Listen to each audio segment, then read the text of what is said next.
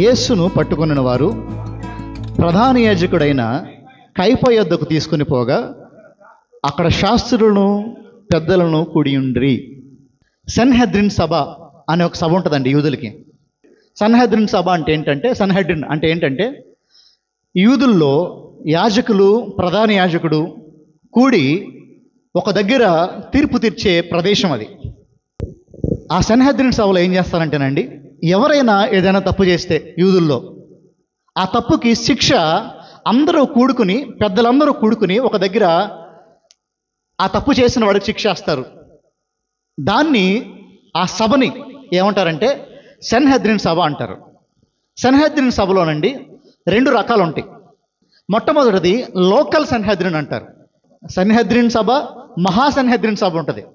So Sanhedrin సభలో ఎంతమంది కూడుకుంటారంటే 23 కూడుకుంటారు. 23 యాజకులు, ఒక ప్రధాన యాజకుడు కూడుకుని ఆ సభని సన్హెద్రిన్ సభ అంటారు. 71 మంది కూడుకునే సభను ఏమంటారంటే మహాసన్హెద్రిన్ సభ అంటారు.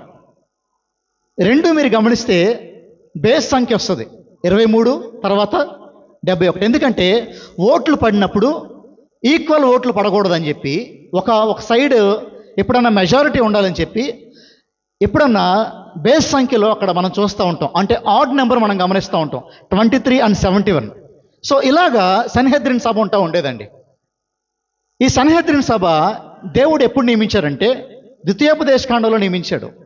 ఇదిగో సమాజంలో పెద్దలందరూ కూడుకుని, యాజకులు కానీ ప్రధాన యాజకుడు కానీ కూడుకుని, మీరందరూ న్యాయముగా లంచము తీసుకోకుండా, అన్యాయం జరగకుండా ఆ సభలో మీరు చూసుకోవాలి అనే ఒక ఆజ్ఞని దేవుడు ఎప్పుడు ఇచ్చాడంటే ద్వితీయోపదేశకాండంలో ఇచ్చాడు. సో అక్కడి నుంచి ఇజ్రాయెల్ ప్రజలందరూ ఏం చేస్తారంటే ఆ సన్హెద్రిన్ సభని చాలా గౌరవంగా, చాలా న్యాయంగా వారు పాటిస్తూ ఉంటారు ఆ విషయాన్ని. ఆ సన్హెద్రిన్ సభ ఎలా ఉండేదంటేనండి, జాగ్రత్తగా మీరు కొన్ని మాటలు వినండి, మీకు అర్థమవుతుంది ఖచ్చితంగా. ఎలా ఉండేదంటే, ఎవరన్నా అబద్ధ సాక్ష్యం చెప్పారనుకోండి, ఆ సభలోకి వచ్చి ఇదిగో వీడు తప్పు చేశాడు అని అబద్ధం చెప్పాడు అనుకోండి, అబద్ధం చెప్పిన వాడికి మరణశిక్ష విధిస్తారు. ఆ సన్హెద్రిన్ సభ అంత పవర్ఫుల్గా ఉండేది, అంత న్యాయంగా ఉండేది ఆ సన్హెద్రిన్ సభ అనేది. అంత మాత్రమే కాదు, ఆ సభలో ఒకవేళ ఒక హంతకుడు వచ్చాడు అనుకుందాం, ఇదిగో ఇతను ఒక మర్డర్ చేశాడు, ఒక హత్య చేశాడు, నేరం మోపాడు, అతను తీసుకొచ్చి ఆ సభ ముందు నిలబెట్టారు. సభ ముందు నిలబెట్టినప్పుడు ఆ సభ యొక్క ఉద్దేశం ఏంటంటే చంపడం కాదు ఉద్దేశం, అక్కడున్న ఆ వ్యక్తిని న్యాయంగా కాపాడటం వారి ఉద్దేశం, సభ యొక్క ఉద్దేశం. సో ఈ సభ వారు ఏం చేస్తూ ఉండేవారంటే అందరూ కలిసి తీర్పు తీర్చేశారు. ఏమని తీర్పు తీర్చారంటే, ఇదిగో ఇతను మర్డర్ చేశాడు, సాక్ష్యం ఉంది అని తీర్పు తీర్చారు. ఇంకా అతన్ని తీసుకెళ్ళి మరణానికి అప్పగించారు. మరణానికి అప్పగించే టైంలో ఆఖరి క్షణంలో కూడా ఎవరన్నా వచ్చి లేదండి ఇతను తప్పు చేయలేదు, లేదండి ఇతని తరపున న్యాయం ఉంది అని చెప్పారనుకోండి, అతన్ని అక్కడ వదిలేస్తారు. లేదంటే ఆఖరి క్షణంలో కూడా ఇతనికి ఏమైనా గుర్తొచ్చింది, ఎవరికి, ఈ మరణించాడు గుర్తొచ్చింది కొన్ని విషయాలు, లేదు నేను తప్పు చేయలేదు, ఇదిగో ఇది ఫ్యాక్ట్స్ ఉన్నాయి నా దగ్గర అని గుర్తొచ్చింది అనుకోండి, అప్పుడు గుర్తొచ్చినా సరే ఆ మరణశిక్షను ఆపేస్తారు. ఆపేసి మరలా సభ పెడతారు, మరలా ఆ విషయాన్ని తీరుస్తారు. ఇంకా కొంచెం డీటెయిల్గా చూస్తే ఈ సన్హెద్రిన్ సభ వారందరూ కలిసి ఒకడికి మరణశిక్ష వేశారనుకోండి, మరణశిక్షను వేసిన వెంటనే ఉరితీరు, మరణశిక్షను వేసిన వెంటనే రాళ్లతో కూడా చంపారు. మరణశిక్షను వేయించిన తర్వాత 3 రోజులు ఆగుతారు సభ వాళ్ళందరూ, యాజకులు, ప్రధాన యాజకుడు 3 రోజులు ఆగుతారు. ఆ 3 రోజుల్లో ఒక రోజు ఉపవాసం ఉంటారు. ఉపవాసం ఉండి మేము తీర్చిన తీర్పు న్యాయమైందేనా, మేము వెళ్ళే మార్గం సరైందేనా అని ప్రభు దగ్గర గోజాడి 3 days తర్వాత మరలా కూడుకుని తీర్పు మారుద్దామా, ఇదే తీర్పును కొనసాగిద్దామా అనుకుని చర్చించుకుని అప్పుడు ఒక మనిషిని చంపేస్తారు. సో ఇంత పెద్ద ప్రాసెస్ ఉంటుంది ఈ సన్హెద్రిన్ సభలో. ఈ సన్హెద్రిన్ సభ చాలా న్యాయంగా జరిగేది ఆ రోజుల్లో, చాలా గౌరవంగా జరిగేది సన్హెద్రిన్ సభ. కానీ ఎప్పుడైతే రోమా ప్రభుత్వం కిందకి ఇదిగో ఈ యూదులు వెళ్ళిపోయారో, ఈ సన్హెద్రిన్ సభను కానీ, ఈ యాజకుడు కానీ, ప్రధాన యాజకుడిని కానీ వారందరూ కొనుక్కోవటం మొదలుపెట్టారు. ఎవరి దగ్గర ఎక్కువ డబ్బులుంటే వాడు యాజకుడు అయిపోవటం, ఎవరి దగ్గర ఎక్కువ డబ్బులుంటే వారు ప్రధాన యాజకుడు అయిపోవటం. సో ఇలా సభ మొత్తం మారిపోయింది. సభ ఎలా అయిపోయిందంటే, ఈ సన్హెద్రిన్ తీర్పు ఎలా అయిపోయిందంటే, న్యాయం ఉన్నవాడి వైపున తీర్పు వెళ్ళేది కాదు. డబ్బులు ఎవరి దగ్గర ఎక్కువ ఉంటే వారికి మంచి తీర్పు తీర్చేవారు. అలాగ పాడైపోయింది సన్హెద్రిన్ సభ. ఇప్పుడు యేసుక్రీస్తు వారిని ఈ 57 వచనంలో మనం గమనిస్తే పట్టుకుని అక్కడ తీసుకెళ్లారంట, ప్రధాన యాజకుడైన కైపా దగ్గర తీసుకెళ్లారండి. ఈ మాటలు మీకు అర్థం అవ్వాలి, ఈ సన్హెద్రిన్ గురించి మీకు అర్థం అవ్వాలి. దాని రూల్స్ మనకు అర్థమైతే, ఈ సన్హెద్రిన్ సభ యొక్క రూల్స్ మనకు అర్థమైనాయి అనుకోండి, యేసుక్రీస్తు వారికి ఎంత అన్యాయం జరిగిందో మనకు అర్థం అవుతుంది. సన్హెద్రిన్ సభ ఒకరిని చంపేసేటప్పుడు తీర్పు తీర్చాలంటే ఆ తీర్పు రాత్రి తీర్చకూడదు, అందరి ముందు పబ్లిక్లో పట్టపగలు తీర్చాల్సిన తీర్పు అది. కానీ యేసుక్రీస్తు వారిని అర్ధరాత్రి పట్టుకున్నారు, అర్ధరాత్రే ఆయన తీర్పు తీర్చారు యేసుక్రీస్తు వారిని. సుమారుగా 12 గంటల్లో 6 స్థలాలకు యేసయ్యను తిప్పారు. సో మొట్టమొదటిగా ప్రభువుని తీసుకెళ్ళింది ఎక్కడికో తెలిసిన, అన్న దగ్గర తీసుకెళ్లారు. ఫస్ట్ ఈ కైపా కంటే మొట్టమొదటిగా ఎక్కడికి తీసుకెళ్లారంటే అన్న దగ్గర తీసుకెళ్లారు. అన్న ఎవరు అంటే మనకి యోహాను సువార్తలో కనిపిస్తుంది. అన్న అంతకుముందు ప్రధాన యాజకుడు చేసినవాడు. మీకు కొంచెం ఈ టర్మినాలజీ అర్థం కావాలండి. ప్రధాన యాజకుడు ఎందుకు యూదుల్లో ప్రధానుడు ఎందుకు గొప్పవాడంటే, రాజు తర్వాత అంత పవర్ఫుల్ ఎవరంటే ప్రధాన యాజకుడు. ప్రధాన యాజకుడు మాట అందరూ వినాల్సిందే ఇజ్రాయెల్ దేశం అంతా.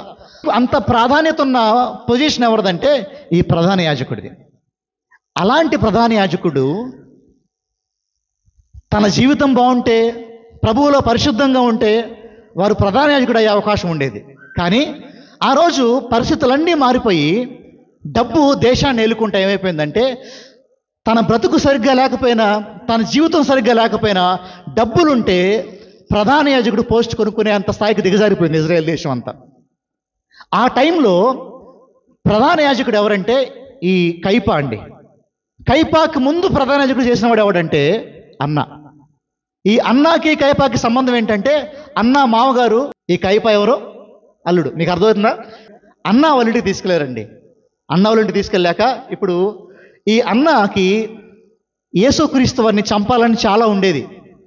ఇతన్ని ఎలాగైనా అడ్డు తొలగించుకోవాలి అని చాలా ఆశ ఉండేది ఇతనిలో. ఎందుకంటే యేసయ్య ప్రతి స్థలంలో అడ్డుపడుతున్నాడు అన్నకు వచ్చి. అక్కడ మత పెద్దలకి, అక్కడున్న యూదులకి, అక్కడున్న ప్రధాన యాజకులకి ఈ యేసుక్రీస్తు అడ్డుపడుతున్నాడు. ఎందుకు అడ్డుపడుతున్నాడు? వారందరూ ఏం చేశారంటే దేవాలయాన్ని ఒక దొంగలుగా మార్చేశారు. ఆ రోజుల్లోనండి పస్కా పండుగ వచ్చినప్పుడు అందరూ ఏం చేసి రావాలంటే పశువులను తీసుకురావాలి, పొట్టేళ్ళని కానీ గొర్రెలను కానీ తీసుకురావాలి. వారు దూరదేశం నుంచి తీసుకొస్తారు గొర్రెని, పొట్టేల్ని. ఈ ప్రధాన యాజకుడు ఏం చెప్తారంటే, ఈ పొట్టేలు మంచిది కాదు, ఈ గొర్రె మంచిది కాదు, మా దగ్గర గొర్రెలు కొనుక్కోండి, మా దగ్గర పొట్టేలనే కొనుక్కోండి అని చెప్పి వారు తెచ్చినే వద్దని చెప్పి వీరి దగ్గర ఉన్న పొట్టేలని హై రేట్లో చాలా ఎక్కువ డబ్బులకు అమ్మేసేవాళ్ళు. ఇప్పుడు వేరే దేశం నుంచి వచ్చి దేవుడికి కానుకలు ఇవ్వాలి. కానుకలు ఇవ్వాలి అంటే అక్కడ ఏం చేసేవాళ్ళు అంటే, ఆ కానుక మీద ఆ నాణం మీద కైసర్ బొమ్మ ఉండేది. కైసర్ బొమ్మ ఉన్నది దేవుడికి వేయకూడదు కాబట్టి టెంపుల్ మనీ అని ఒక మనీ ఉండేది, దేవాలయం డబ్బు అని. ఆ దేవాలయం డబ్బు కొనాలంటే చాలా కాస్ట్లీ. అంటే పేదవాడిని భయంకరంగా లూటీ చేయటం, డబ్బు లేని వాడిని భయంకరంగా లూటీ చేయటం. ఇదంతా ఎవరు తీసుకున్నారంటే ఈ పాత్ర అంతా ప్రధాన యాజకుడైన అన్న తీసుకున్నాడు. ఎవరు తీసుకున్నారు? సో అన్న ఏం చేస్తున్నాడు? దేవుని మందిరాన్ని ఒక క్రయ విక్రయాల స్థలంగా మార్చేశాడు. దేవుని మందిరం ప్రార్థనా మందిరంగా ఉండాలి. ఆ ప్రార్థనా మందిరాన్ని అన్న అనేవాడు ఏం చేశాడంటే అక్కడ వ్యాపార స్థలంగా మార్చేశాడు. అక్కడ గొర్రెలు అమ్ముకుంటున్నాడు, కొనుక్కుంటున్నాడు. తనకున్న డబ్బుల్ని ఇదిగో అక్కడ హై రేటుకి అమ్మేస్తున్నాడు దేవాలయపు సొమ్ముని. ఇలాగా భయంకరమైన మోసం జరుగుతూ ఉంది ఆ స్థలంలో. ఈ మోసానికి ఎవరు అడ్డుపడ్డారు? ఒక కరోడా పట్టుకుని యేసుక్రీస్తు వారు ఏం చేశారు? ఆ దేవాలయంలోకి వెళ్ళి అక్కడ అందరిని చెదరగొట్టేసి, ఇది నా తండ్రి గృహము, ఇక్కడ ప్రార్థన గృహం, ఇది ఇక్కడ ఏం జరగకూడదు, వ్యాపారం జరగకూడదు అన్న అందరూ బయటకు పంపించేశాడు. ఎవరికి నష్టం వచ్చింది? అన్న ఎవరు? అంతకుముందు ప్రధాన యాజకుడు, అతనికి నష్టం వచ్చింది. ఇప్పుడు అన్నకి ఒక పగ పెట్టేసుకున్నాడు. ఎలాగన్నా ఈ యేసుక్రీస్తుని ఏం చేయాలి? నేను చంపేయాలి, అడ్డు తొలగించేసుకోవాలనుకున్నాడు. యేసుక్రీస్తు వారిని పట్టుకునేసరికి ప్రధాన యాజకుడు మారిపోయాడు. జనరల్గా ప్రధాన యాజకుడు చనిపోయేంత వరకు ఒకడే ఉంటాడు. కానీ ఆ రోజుల్లో డబ్బుతో కొనుక్కునేవారుగా యాజకత్వాన్ని. సో ఎవరి దగ్గర ఎక్కువ డబ్బులు ఉంటే వారు ప్రధాన యాజకుడు అయిపోవచ్చు. సో అన్న కొన్ని సంవత్సరాలు చేశాడు ప్రధాన యాజకుడిగా. దాని తర్వాత ఎవరు వచ్చారు? తన అల్లుడైన కయప వచ్చాడు. సో ఇతను ఇప్పుడు ప్రధాన యాజకుడు అంట. ఫస్ట్ ఎక్కడ తీసుకెళ్ళారు యేసుక్రీస్తు వారిని? అన్న ఇంటికి తీసుకెళ్లారు. ఇప్పుడు అక్కడి తర్వాత ఎక్కడ తీసుకొచ్చారంట? కయప ఇంటికి తీసుకొచ్చారు. ఇదంతా ఎప్పుడు జరిగింది తెలుసా అండి? అర్ధరాత్రి జరిగింది. మిడ్ నైట్ 2 గంటలు జరిగిన విషయం ఇది. ఎవరికి తీర్పు తీర్చిన టైం అది. ఆ టైంలో యేసుక్రీస్తు వారిని ఇంటికి మార్చి ఇంటికి తిప్పుతూ ఉన్నారు ఆయన్ని. అన్న ఇంటికి తీసుకెళ్లారు. యేసయ్యని చాలా ప్రశ్నలు అడిగారు. యేసుక్రీస్తు ఏం బాధలు ఇవ్వలేదు. అక్కడి నుంచి తర్వాత ఎక్కడికి వచ్చారంట? కయప ఇంటికి వచ్చారు. ఇప్పుడు ఎక్కడ అడుగుతున్న యేసుక్రీస్తు వారిని చూడండి ఒకసారి. చూడండి అమ్మా, 57 చూడండి. యేసుని పట్టుకున్న వారు ప్రధాన యాజకుడైన కయప యొద్దకు ఆయనను తీసుకుపోగా అక్కడ శాస్త్రులను పెద్దలను కూడి ఉండిరి. పేతురు ప్రధాన యాజకుని ఇంటి ముంగిట వరకు ఆయన దూరము నుండి వెంబడించి లోపలికి పోయి ఇది అంత ఏమవునోనని చూడవలనని బంట్రౌతులతో కూడా కూర్చుండెను. సో ఈ పేతురు ఏం చేస్తున్నాడు తెలుసా? దూరం నుంచి చూస్తున్నాడు యేసుక్రీస్తు వారిని. ఏం జరుగుద్ది అనే విషయాన్ని. సో యేసుక్రీస్తు వారిని మొట్టమొదటిగా అన్న ఇంటికి తీసుకెళ్లారు. అక్కడ ఏ తీర్పు తీర్చలేదు. ఆయన మీద నేరం లేదు. అసలు తంబురులు ఏంటంటే, బేసిక్ విషయం ఏంటంటే, నేరం లేకుండా ఏ ముద్దాయిని అక్కడ నిలబెట్టాక వీల్లేదు సన్హెద్రిన్ సభ ముందు. యేసయ్యలో ఏ నేరం కనిపెట్టలేదు వాళ్ళు. కనిపెట్టలేకపోయినా సరే వారు ఏం చేశారు తెలుసా? అన్న ఇంట్లో నుంచి వేరే ఇంటికి పంపించారు. ఇప్పుడు ఎక్కడ తీసుకెళ్లారంట? కయప ఇంటికి. చూడండి అమ్మ, ఇప్పుడు 59 చూడండి. ప్రధాన యాజకులను మహాసభ వారందరూ యేసుని చంపవలనని ఆయనకు విరోధముగా అబద్ధ సాక్ష్యము వెదుగుచుండురి. గాని అబద్ధ సాక్షులు అనేకులు వచ్చినను సాక్ష్యమేమీ దొరకలేదు. ఆగదాం ఇక్కడ ఒకసారి చూడండి, ఎంత అద్భుతమైన మాట ఇది. చూడండి ఒకసారి ఆ మాట మీరు. అబద్ధ సాక్షులను వాళ్ళు తీసుకొచ్చేసారండి ఇప్పుడు యేసయ్య మీదకి. ఈ కయప కూడా ఎలాంటి వాడో తెలుసానండి? ఈ కయప కూడా డబ్బు మీద వ్యామోహం ఉన్నవాడు. ప్రధాన యాజకుడే, తీర్పు తీర్చవలసిన వాడు, న్యాయంగా ఉండవలసిన వాడు. ఏమైపోయాడు తెలుసా? డబ్బుకు అమ్ముడుపోయి, డబ్బుకు లోబడిపోయి ఈ కయప పాడైపోయాడు. ఈ కయప ఇంటికి తీసుకెళ్ళి యేసుక్రీస్తు వారిని. ఇక్కడ యేసయ్య మీద అనేక అబద్ధ సాక్ష్యాలు చూపిస్తున్నారంట. ఒక్క అబద్ధ సాక్ష్యం కూడా చెల్లట్లా. చెప్పండి, సన్హెద్రిన్ సభ అంతా మంచిగా ఉందా, పాడైపోయిందానండి? పాడైపోయింది. అందరూ న్యాయంగా ఉన్నారా, అన్యాయంగా ఉన్నారా? అన్యాయంగా ఉన్నారు. అన్యాయంగా ఉన్న తీర్పు తీర్చే వాళ్ళ దగ్గరికి కూడా అబద్ధ సాక్ష్యం పలకలేకపోయిందంట. ఈ మాట మీకు అర్థం అవ్వాలి. అబద్ధ సాక్ష్యం చెప్పడానికి చాలామంది వస్తున్నారంట యేసయ్య మీద, కానీ ఒక్క సాక్ష్యం కూడా నిలబట్టల. ఎందుకంటే ఆ సాక్ష్యం చెప్పాలి అంటే సన్హెద్రిన్ సభ ముందు డేటు, టైము, రోజు, స్థలము సక్రమంగా చెప్పాలా, యాక్యురేట్గా చెప్పాలా, ప్రిసైజ్గా చెప్పాలా. డేటు, టైము, ఏ స్థలంలో ఉన్నాం, అది ఏ వారము, మొత్తం సరిగ్గా చెప్పాలి. ఈ అబద్ధ సాక్షులు ఏం చేస్తున్నారు తెలుసా? వస్తున్నారు, ఒకడొకటి చెప్తున్నాడు, ఇంకొకటి చెప్తున్నారు. చాలా అట్లా సాక్ష్యం ఎప్పుడైనా ఇద్దరు చెప్పాలండి. ఇద్దరు వస్తున్నారు, ఒకడికి ఒకటి బట్టల మార్కులో కనిపిస్తుంది ఈ మాట మనకి. అబద్ధ సాక్ష్యం చెప్తున్నారు కానీ ఆ సాక్ష్యం సరిగ్గా చెప్పట్లేదంటే ఎవరో చేసే మీద. ఒక మాట గమనించండి అక్కడ మీరు. అబద్ధ సాక్షులు అనేకులు వచ్చినను సాక్ష్యమేమీ దొరకలేదు. ఇది యేసయ్య గొప్ప సాక్ష్యం. ఇది ఈ మాట ఆయన జీవితంలో గొప్ప సాక్ష్యం. ఈ మాట ఎంతమంది ఎన్ని వెతికినా సరే ఆయనలో లోపాలని, ఆయనలో ఒక్క లోపం దొరకలేదంట.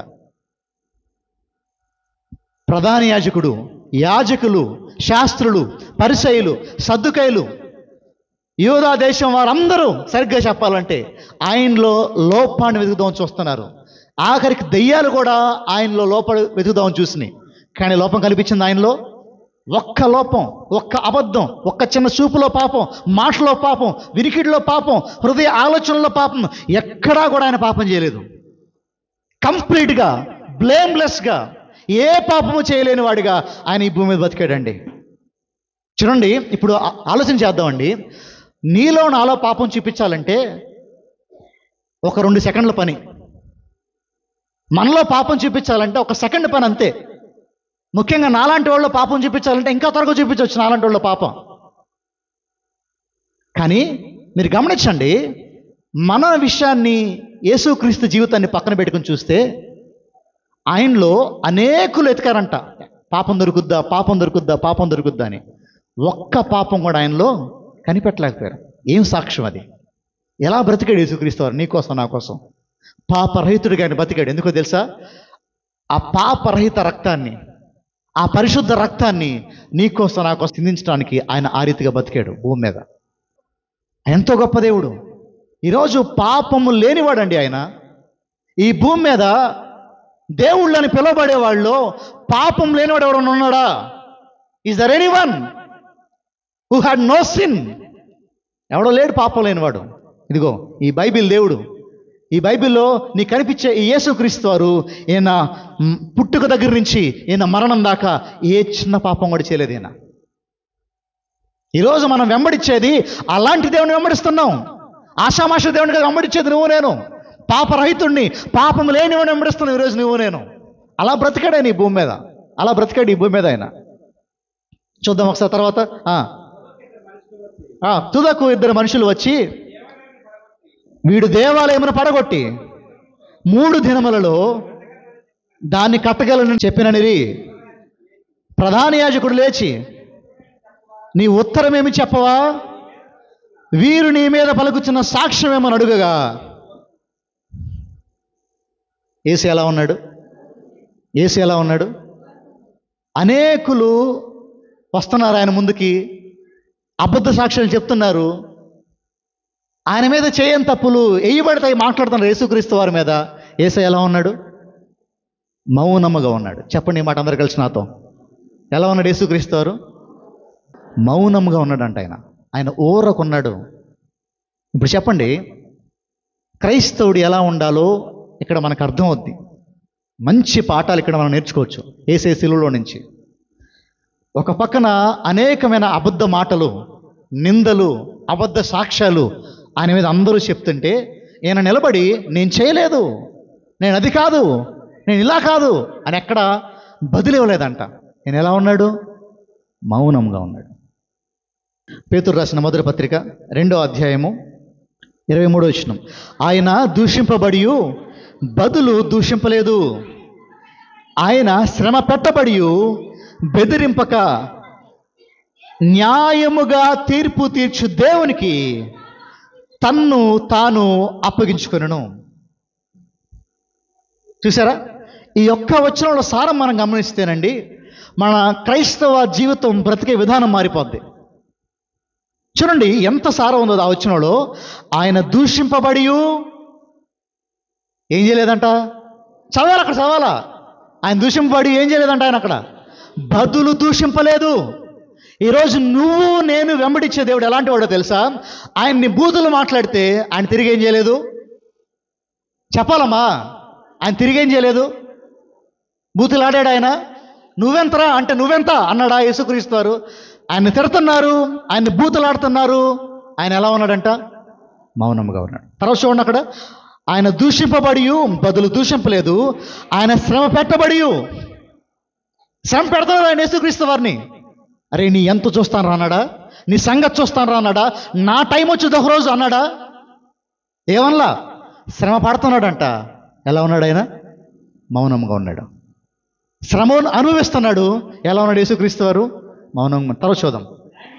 న్యాయముగా తీర్పు తీర్చు దేవునికి తన్ను తాను అప్పగించుకున్నాడు. యేసయ్య నమ్మకం ఒకటే, యేసయ్య ఆధారం ఒకటే. మనుషులు అన్యాయం చేయొచ్చు, కానీ దేవుడు న్యాయం చేసేవాడు. ఆయన అన్యాయస్తుడు కాదు, ఆయన న్యాయముగా తీర్పు తీర్చేవాడు అనే విషయం ఆయన గ్రహించుకున్నాడు. కాబట్టి యేసయ్య ఆయన ఎలా ఉన్నాడు తెలుసా? మౌనముగా ఉన్నాడు. నీకు నాకు మనందరికీ అర్థం కావాల్సిన మాట ఇది. గొడవల్లో, నిందల్లో, అబద్ధ సాక్ష్యాలు మన మీద చెప్తున్నప్పుడు, ప్రభువు కోసం మాట పడుతున్నప్పుడు మనం ఎలా ఉండాలంట? ఎదురు తిరిగి పోరాడకూడదు, కొట్లాడక దిగకూడదు, బూతులాడొద్దు. ఎలా ఉండాలి? భలేవాడు బాబు, ఇది ఎలా వద్దంటారా? కొంచెం పైకి రండి ఒకసారి. 21వ వచనం చూడమ్మా. క్రీస్తు మీ కొరకు బాధపడి మీరు తన అడుగు జాడల యందు నడుచుకున్నట్లు. మనం ఏం చేయాలంట? యేసయ్య అడుగు జాడలో మనం ఏం చేయాలంట? నడుచుకోవాలంట. చదవడం తర్వాత ఆయన పాపము చేయలేదు, ఆయన నోటను ఏ కపటము కనబడలేదు. 20 వచనం చూడమ్మా. తప్పిదములకై దెబ్బలు తినప్పుడు మీరు సహించిన ఎడల మీకేమి ఘనం. ఇక్కడ ఆగుదాం ఒకసారి, ఇక్కడ ఆగుదాం ఒకసారి. తప్పు చేశారండి, మిమ్మల్ని కొట్టారు, న్యాయమా అన్యాయమా చెప్పాలమ్మా? తప్పు చేశారు మీరు, మిమ్మల్ని ఒక దెబ్బేశారు, న్యాయమా అన్యాయమా? అన్యాయంగా కొట్టారండి అని అన్నావు అనుకోండి, నువ్వు అన్యాయస్తురాలివి. నువ్వు తప్పు చేసావు కాబట్టి మనల్ని కొట్టారనుకోండి, అది న్యాయం. ఇప్పుడు అదే అంటున్నాడు చూడండి. తప్పిదమ్ము చేసి దెబ్బలు తిన్నారనుకోండి, మీకేం కనవదు, మీకేం గొప్ప. ఇప్పుడు చూడండి తర్వాత, మేలు చేసి బాధపడినప్పుడు మీరు సహించిన ఎడల అది దేవునికి హితమగును. లాస్ట్ మాట చాలా ప్రాముఖ్యమైంది. ఇందుకు మీరు పిలువబడ్డారు. ఇందుకు మీరు చెప్పాలా? నీవు క్రైస్తవురాలకు ఎందుకు పిలువబడ్డావో తెలుసా? నీవు క్రైస్తవుడికి ఎందుకు పిలువబడ్డావో తెలుసా? న్యాయము చేసి కూడా, సక్రమంగా ఉండి కూడా దెబ్బలు తింటకు నిలబడ్డాం మనం ఇక్కడ. అందుకు పిలుచుకున్నాడు దేవుడు మనల్ని. ఇది అర్థమైందా నీకు? ఇది అర్థమైందా నీకు? నేను ఎందుకు పడాలండి? ప్రభు పడ్డాడండి. ఆ సన్హెద్రిన్ సభలో ప్రతి అడుగులోనూ, ఎవ్రీ సింగిల్ స్టెప్లో, ప్రతి అడుగులోనూ ఆయనకి అన్యాయం జరిగింది. న్యాయం ఎక్కడా లేదు ఆయనకి. ఇప్పుడు అలాంటి సిచ్యువేషన్లో యేసుక్రీస్తు వారుండి ఆయన మౌనంగా ఉన్నాడు. ఇప్పుడు అదే వాక్యం నీతో నాతో ఏం మాట్లాడినా తెలుసా? నువ్వు శ్రమల్లో ఉన్నప్పుడు, నిన్ను ఇబ్బంది పెడుతున్నప్పుడు, నీ మీద అబద్ధాలు చెప్పినప్పుడు, నీ మీద నిందలేసినప్పుడు నువ్వెలా ఉండాలి? నువ్వెలా ఉండాలి? తీర్పు తీర్చే దేవుని మీద నువ్వు ఆనుకొని నీవు మౌనముగా ఉండాలి. అందుకే నీవు పిలువబడ్డావు, అందుకే నేను పిలువబడ్డాను, అందుకే మనం పిలువబడ్డాం.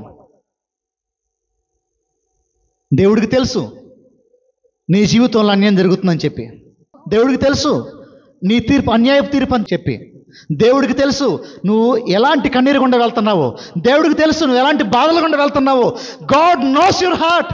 దేవుడికి నీ హృదయం తెలుసు. ఆ హృదయం తెలిసిన దేవుడు ఏమంటున్నాడు తెలుసా? మౌనంగా ఉండమంటున్నాడు. పోరాడు, కొట్లాడు, బూతులాడు అనమంటలా, పగ తీర్చుకో అని చెప్పట్లా దేవుడు. దేవుడు అంటున్నాడు, I knew everything about you. నీ గురించి సమస్తము నాకు తెలుసు. ఇప్పుడు నువ్వెలా ఉండాలి? నువ్వెలా ఉండాలి? నువ్వు క్రైస్తవురాలువా?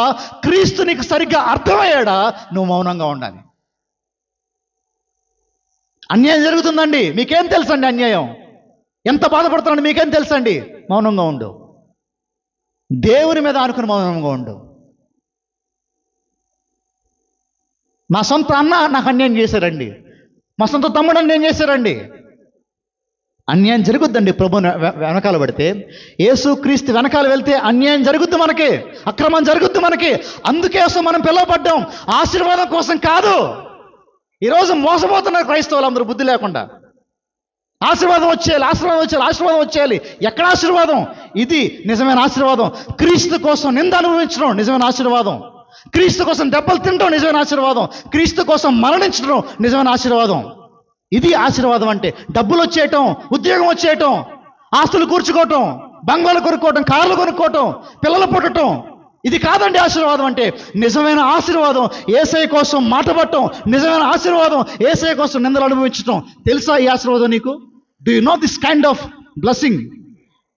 ఈరోజు మనకి ఇలాంటి ఆశీర్వాదం వద్దు. ఈరోజు లోకం మనల్ని మోసం చేస్తుంది. బైబిల్ చెప్పే సేవకులే మనల్ని మోసం చేస్తున్నారు. ఆశీర్వాదం కావాలా, ఆశీర్వాదం కావాలా? ఏది ఆశీర్వాదం? ఏది ఆశీర్వాదం? ఆ రోజు ఇదిగో యేసుక్రీస్తుని చెప్పారని చెప్పి, యేసయ్యని వెంబడించారని చెప్పి శిష్యులందరూ తీసుకెళ్ళి కట్టకట్టి జైల్లో పడేశారు.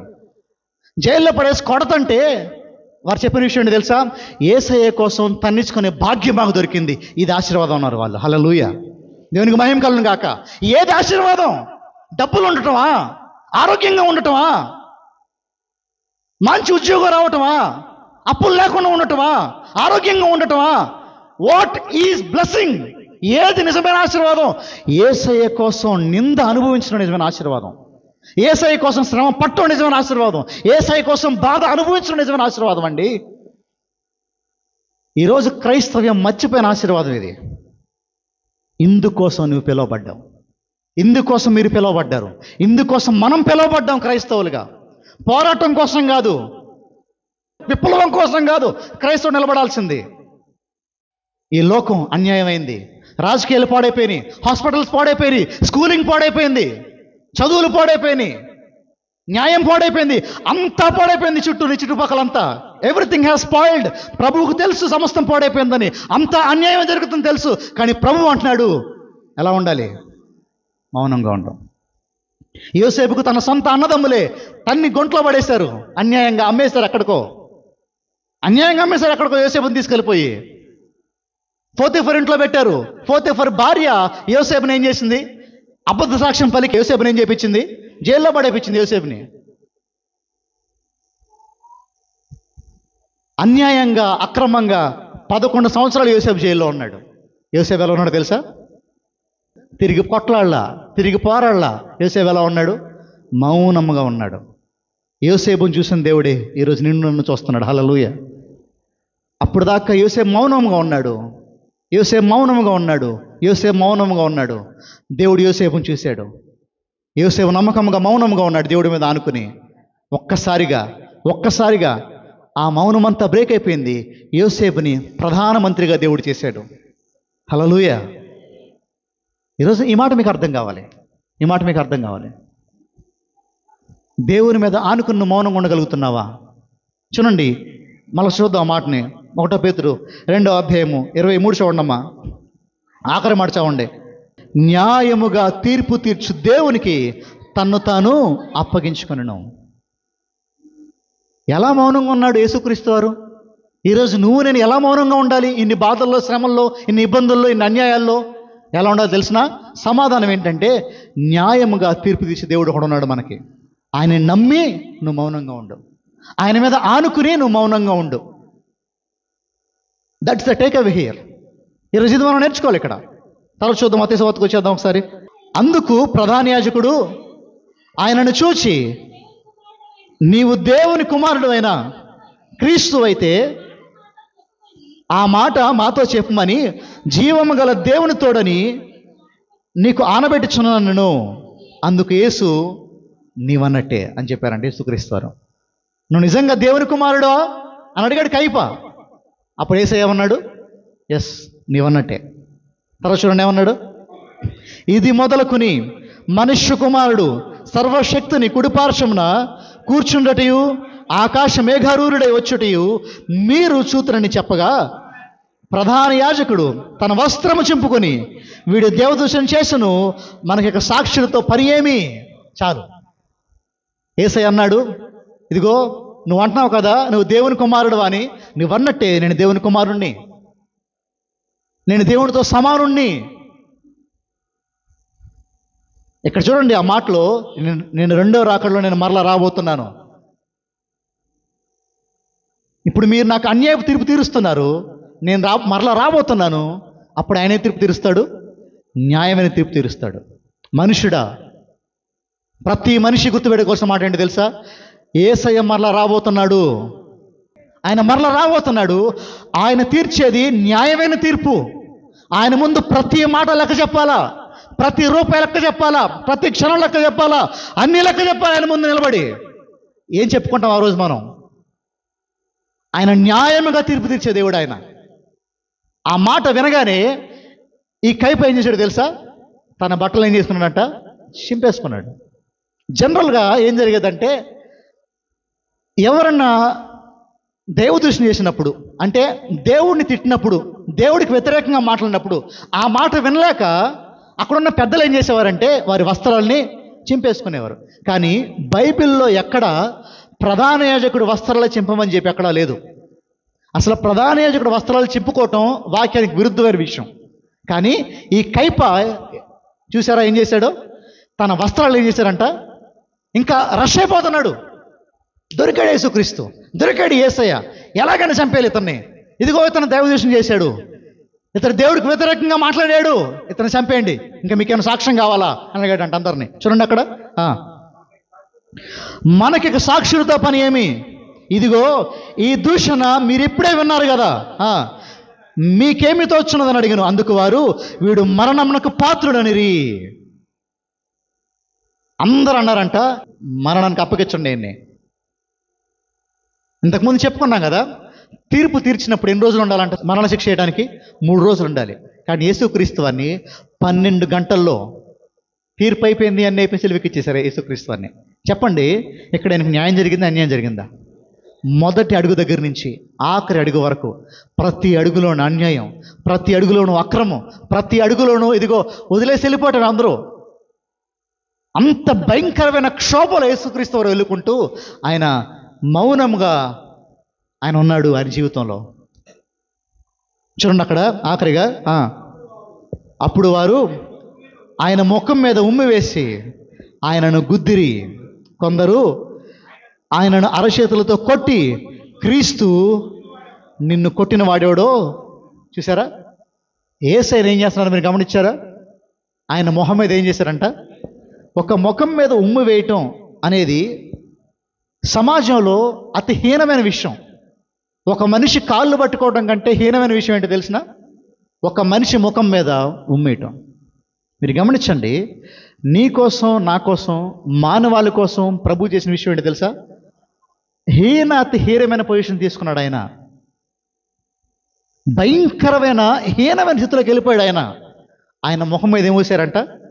ఉమ్మేశారు. ఆయన మొహం మీద పిడుగుద్దులు గుద్దుతున్నారంట. ఆయన మొహం మీద, ఆయన కళ్ళకి దంతలు కట్టి, ఇదిగో ఆయన మొహం మీద కొట్టుకుంటూ, క్రీస్తు నిన్ను ఎవరు కొట్టారు చెప్పుకో, నువ్వు ప్రవక్తవు కదా, నువ్వు గొప్పవాడివి కదా, నువ్వు దేవుడివి కదా, ఎవరు కొట్టారు చెప్పు అని ఆయన హేళన చేస్తారంట. ఎందుకు ఈ మాటలు మనకు అర్థం కావాలంటే, వాట్ క్రైస్ట్ వెంట్ త్రూ, యేసుక్రీస్తు ఏ మార్గం గుండా వెళ్ళాడో క్రైస్తవుడికి అర్థం కావాలి. ఈరోజు క్రైస్తవ్యం ఒక పూల పాన్పు కాదు అనే మాట మనకు అర్థం కావాలి. ఈరోజు క్రైస్తవ్యం ఒక ముళ్ళబాట అనే మాట మనకు అర్థం కావాలి. ఈరోజు క్రైస్తవ్యం ఒక ఇదిగో విశాల మార్గం కాదనే మాట క్రైస్తవుడికి తెలియాలి. ఈరోజు క్రైస్తవ్యం ఇరుకు మార్గం అనే మాట క్రైస్తవుడికి అర్థం కావాలి. ఈరోజు క్రైస్తవులుగా మనం ఫెయిల్ అయిపోతున్నాం. ఎందుకు తెలుసా? ఈరోజు సుఖభోగాలు కోరుకుంటున్నాం మనం. ఈ లోకం మనకు సుఖభోగాలు ఆఫర్ చేస్తుంది. క్రీస్తుని వెంబడిస్తే శ్రమ, నింద, అవమానం, అవహేళన మనకుంటాయి. నీకు అర్థమవుతుందా క్రీస్తు దేని గుండా వెళ్ళాడు? ఇప్పుడు యజమానుడి శ్రమల గుండా వెళ్ళినప్పుడు దాసుడు ఎలా వెళ్ళాలి కదా? ఈరోజు మన యజమానుడైనా, మన గురువైనా, మన ప్రభువు అయిన క్రీస్తే అలా వెళ్ళినప్పుడు, ఆయన పేరు పెట్టి పిలువబడిన మనం ఎలా వెళ్ళాలి? అయ్యా నాకు ఈ శ్రమ వద్దు, అయ్యా నాకు ఈ దుఃఖం వద్దు, అయ్యో నాకు ఈ ఇబ్బంది వద్దు నువ్వు అంటున్నావంటే క్రీస్తు అడుగుజాడల్లో నడిచేది ఎప్పుడు? ఈరోజు మనం తప్పులు చేసి, మనం పాపాలు చేసి, మనం పిచ్చి పనులు చేసి శ్రమ తెచ్చుకోవడం కాదండి. న్యాయముగా ఉండి, నిజముగా ప్రేమించి, నిజముగా నువ్వు సరైన పని చేసి కూడా నిన్ను తిట్టించుకుంటున్నావా, నువ్వు అన్యాయం గురయ్యావా, నిన్ను మాట్లాడుతున్నారా, నువ్వు ధన్యురాలివే. మీరంటారు చూసారు అప్పుడప్పుడు, నా తప్పేం లేదన్నా, నా తప్పేం లేదండి, కానీ అన్నారండి, నువ్వు యేసయ్య కోసం ఆ మాట పడ్డావా, నువ్వు ధన్యురాలివండి. ప్రభు నమ్ముకుని కాదు నువ్వు మాట పడేది, ప్రభు నమ్ముకుని కాదు నువ్వు మౌనంగా ఉండేది. నేను ప్రభు చూస్తున్నాడు ఈరోజు. నువ్వు మౌనంగా ఉండి ఇంట్లో, నువ్వు మౌనంగా ఉండు, నీకు అన్యాయం జరిగే దగ్గర ప్రభు నీకు సహాయం చేస్తాడు. దేవునికి మహిమ కలుగును గాక. ఆయన మాత్రమే న్యాయమైన తీర్పు తీర్చేవాడు. నేను మరలా చెప్తున్నాను ఆఖరిగా, మనుషులు న్యాయమైన తీర్పు తీర్చలేరు. మనుషులు అన్యాయస్తులు, మనుషులు న్యాయానికి దూరంగా పారిపోతున్నారు. మనుషుల హృదయాలోచనలు పాడైపోయినాయి, అన్నీ పాడైపోయినాయి. ఈరోజు నీవు నేను నమ్మదగినది ఎవరైనా ఉన్నారంటే, నమ్మదగిన వాడెవడైనా ఉన్నారంటే మన జీవితం మొత్తంలో, ఈ లోకం మొత్తంలో దేవుడు మాత్రమే. ఆయన న్యాయవంతుడు, అన్యాయం చేయని వాడైనా, అబద్ధం చెప్పడం చేతగాని వాడైనా, అలాంటి దేవుడు అండి నీకు నాకుంది. We have such a wonderful god. అంత గొప్ప దేవుడు నీకు నాకున్నాడు. ఈరోజు మనమేమో అమ్మో నాకు అన్యాయం జరిగిపోతుంది, అందరూ తెలుసుకోవాలి, అందరూ చూడాలి. లేదు, గాడ్ ఈ సావరిన్, ఆయన సార్వభౌముడు. ఆయన సార్వభౌముడు, ఆయన సమస్తాన్ని ఆయన టైంలో చేస్తాడు. ఈరోజు నా పని ఏంటో తెలుసా? మౌనముగా ఉండి ఆ నిందలలో, ఆ శ్రమలలో, ఆ ఇబ్బందులలో ప్రభువు మీద మన భారం వేయాలి. హల్లెలూయా. అట్టి కృప ప్రభువుకు దయచేయను గాక.